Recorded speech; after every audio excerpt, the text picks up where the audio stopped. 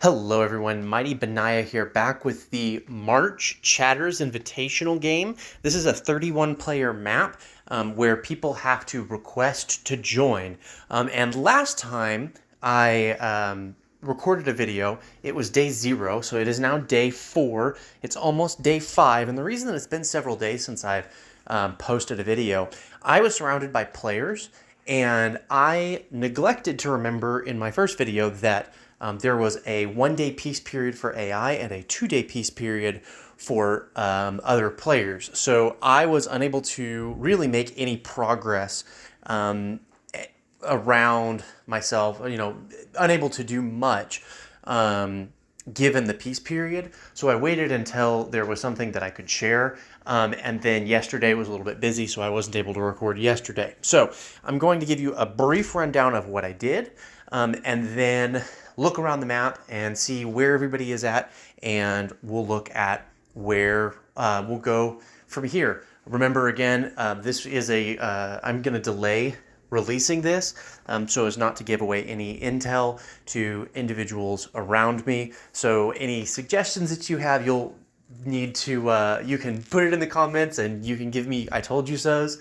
But you won't be able to see how it turns out until about 7 days later. So what I did, the first thing that I did is I pulled all of my troops into my capital, Warsaw. The reason that you do this is your capital is going to increase its morale faster than anywhere else, and you want those troops to increase their morale because they're sitting in a high morale province. So I have almost all of my locations, as soon as they generate troops, they send to my capital. Another great benefit of this is I don't have to have troops on my border, but I have quick response units in case like Germany wants to come after me here, right? I then sent a detachment of troops, a pretty large contingent, and I sat 20 troops in this province, and I sent about 50 troops in to capture this province. And the individual who's playing Lithuania, he had moved north to capture Russia, and he responded in a way that was rather foolish. And I want to show that, but I have a screenshot, so I'm gonna have to move to Discord real quick. So this is a screenshot that I posted in the community Discord, and this was a really bad mistake. So as you can see here, I have 41 troops in this province, and Lithuania drew his troops from outside. He didn't gather them together. He has 40 troops, and I have 41 troops. So first of all, infantry have better defense stats than they have offense stats. So it was a bad idea for him to evenly match attack me, but also he's sending them in a few at a time. So those 15 troops, when they hit my 41, they are nowhere near as strong as my 41, so they receive significantly more losses. So whenever that happened, I think I may have lost 3 troops to his 15, and then it's just 25 versus 39 or something to that effect. So whenever, in the early game especially, whenever you only have infantry, whenever you have units that are going on the attack, you need to group them together. What I was actually able to do, if you see on the left-hand side of the screen, I have 21 infantry, and there is an armored car there, and there was like 11 troops. He attacked me with an armored car. He lost, and I was able to move those 21 troops. I was able to split them, reinforce this province that was under attack, and take a province that he had. And I'll show you where that province is. So I was able to take this province because he came in to attack me here at Vilna, and I was able to reinforce Vilna. So this was his capital. I was able to take his capital, boosting my morale. And then the rest of it was just cleanup. That was the majority of his forces, and I was able to clean up here. While I am in here, I'm going to move 7 troops down here. And then that should have me with 7 troops in all of the low morale provinces, except for this is his last province, and he's building a capital there. I've not decided whether or not I'm going to take that immediately or let him build his capital, because once the capital is built, I get to take it again, which boosts all of my morale again. So I haven't decided what I'm going to do there. I may allow that capital to be built, or I may just take it. I haven't decided yet. But where I'm at now, now that I have essentially eliminated a player from the game, my plan is to eliminate this capital, this AI capital, not because I want the land, but because I want the morale boost. In all of this newly conquered territory, I have 25% morale, and that's not really helpful to me. I want higher morale. So taking that cap will help me significantly. As you can see, I am short on food and I'm short on materials. The only thing I'm not short on is energy. And the reason I'm not short on energy is I have double coal, I have double gas, there's another double coal over here. There's a double wheat here, but it's at 25% morale, so it's not really helping me. And I have one oil. So Poland is probably, I would say, the most difficult nation to play in the 31-player map, which is why I've allied with Austria-Hungary and Romania. So the thought is Romania and Austria-Hungary can spread to the south, to the east, and the west, and I can go north, right? This was, again, before Ukraine was populated as a player. Ukraine took a large swath of the Russian AI up here and has allied with Caucasus. So what's happening right now is Greece and Austria-Hungary went to war, and Romania jumped in to help Austria-Hungary. Greece has been all but eliminated. Romania is about to take out the capital of the Ottomans, which is going to be a significant boost to Romania. Ottomans have some forces spread throughout, but they spent a lot of their... They likely spent a lot of resources conquering Syria down here.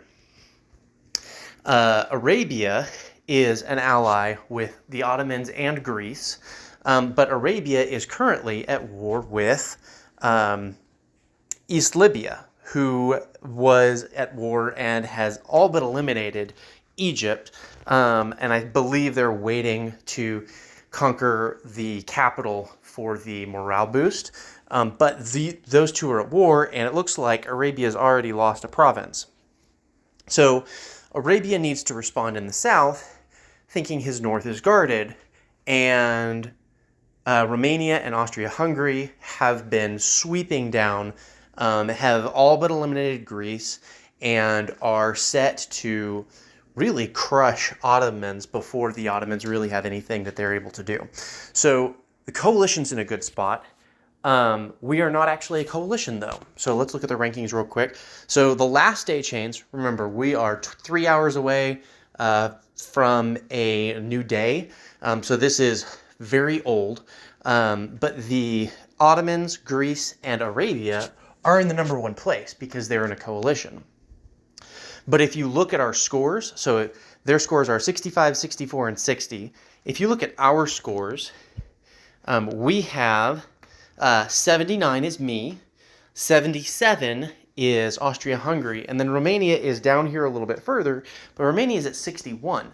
So our lowest is Romania, and Romania is doing better than Arabia. We have significantly more points than the top-ranked coalition. The reason that we are not up there is because we have not combined our scores, and so it makes us less scary.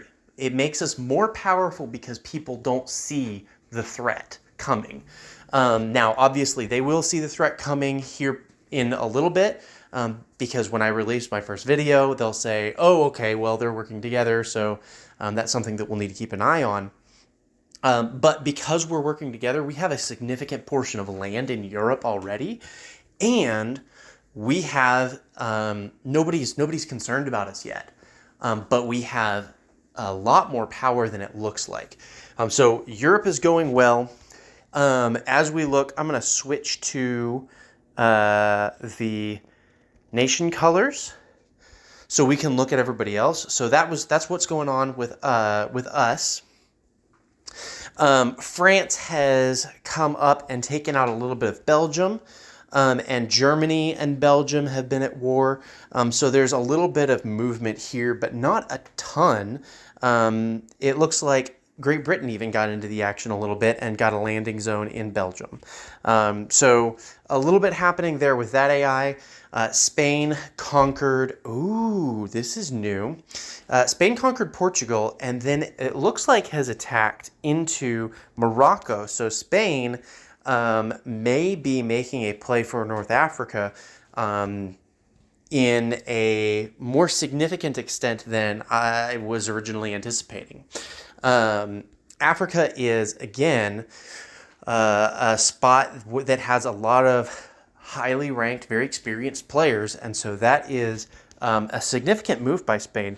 He is not a highly ranked individual, so this may be a mistake on Spain's part, or Spain may know something that we don't know. As we come over here, the AI over in North America has been eliminated, but there's no significant wars going on right now that we need to be concerned about. And there's no big alliances, coalitions that we need to worry about. So really, most of the conquering is happening here in this area because Lithuania was taken out by me. Lithuania and Ukraine took out AI Russia, and Greece has been taken out by Austria-Hungary / Romania. So this will be an interesting game, and we are in a really good spot to push hard. Oh, and then Egypt was taken out by East Libya and Arabia partially, but mostly East Libya. So that's where we're at with this game. I'm excited to continue it with you all. My plans as of right now are, again, to work on this AI in order to boost my morale, possibly head up north. Finland was in an alliance with Egypt, who is eliminated, and Lithuania, who is eliminated. So he is a little bit on his own. Have not decided if I want to head his direction or not, but Sweden is completely open as an AI. And I'm really surprised that Norway has not taken advantage of the fact that his neighbor is an AI, and he should be moving on that pretty quickly. But it does not look like he is doing so. So will be interesting to see what happens. If you want to continue seeing content like this, go ahead and leave me a subscribe so you can be notified whenever I post new videos. Soli Deo Gloria, and I'll see you next time.